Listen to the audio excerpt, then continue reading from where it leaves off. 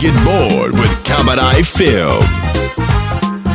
horreegeeda hooyo qaaliya uu qaray anad baa dhalay aabbaha karay utumay heelada hirwada dhaantada utumay heelada hirwada dhaantada utuma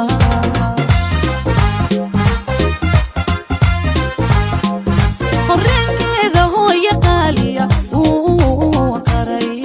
anad baa dhalay aabbaha karay utumay heelada hirwada dhaantada utuma heelada hirwada dhaantada utuma